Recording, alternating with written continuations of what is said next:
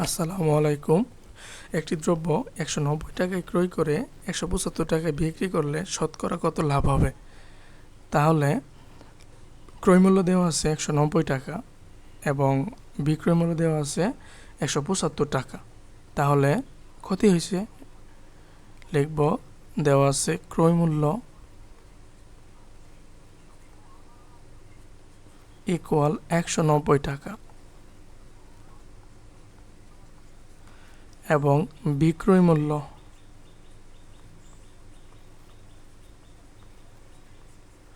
Equal ১৭৫ টাকা।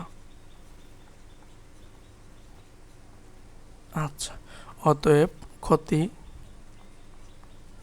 Equal ক্রয় মূল্য মাইনাস বিক্রয় মূল্য ১৯০ মাইনাস ১৭৫ ইকুয়াল ১০ থেকে ৫ বাদ দিলে হচ্ছে ৫, ৮, ৯ থেকে ৮ বাদ দিলে হচ্ছে কত ১, তারপর ১ থেকে ১ বাদ দিলে হচ্ছে ০।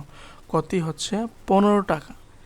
এখন এই ১৫ টাকা ক্ষতি কত টাকায় হইতেছে যখন ক্রয় মূল্য ১৯০ টাকা? তাহলে আমরা লিখব ১৯০ টাকায় ক্ষতি হয়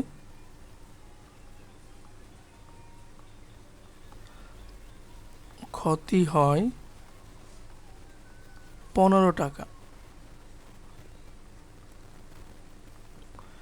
অতএব ১ টাকায় ক্ষতি হয় ইকুয়াল ১৫ ডিভাইডেড বাই হচ্ছে ১৯০ টাকা।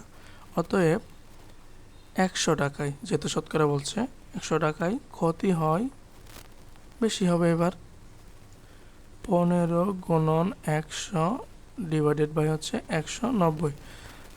শূন্য আছে মানে হচ্ছে ১০ দ্বারা ভাগ উভয় লব-হরে। তারপরে হচ্ছে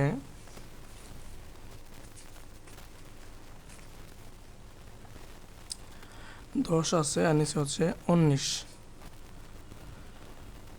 আচ্ছা, এটা লেখা যাবে ১৫০ ডিভাইডেড বাই হচ্ছে ১০০ শুধু ১৯।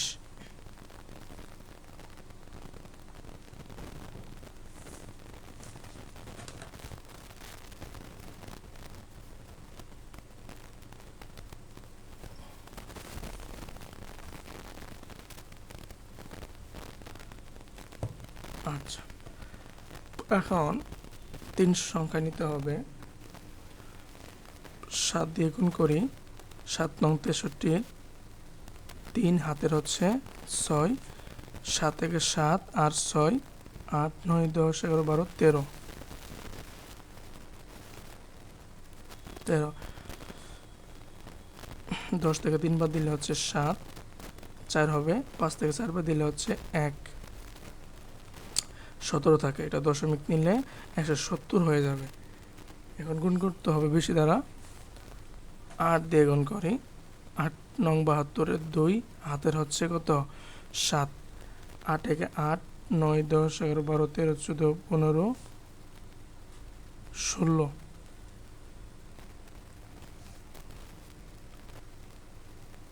১৬ কেন?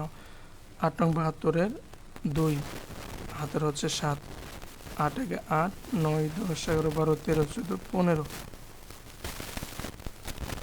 ১৫। ১০ থেকে ২ বাদ দিলে ১০ থেকে ২ বাদ দিলে হচ্ছে ৮, ৬, ৭ থেকে ৬ বাদ দিলে হচ্ছে ১।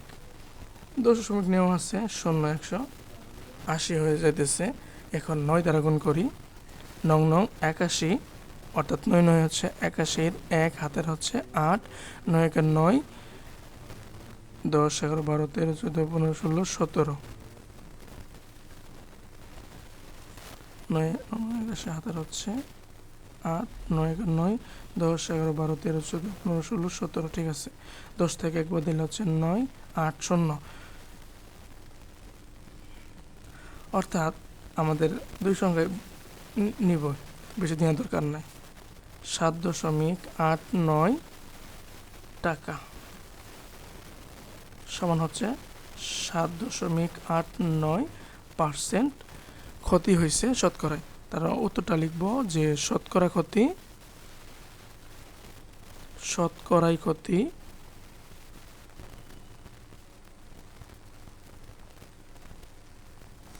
ক্ষতি ইকুয়াল 7.89%.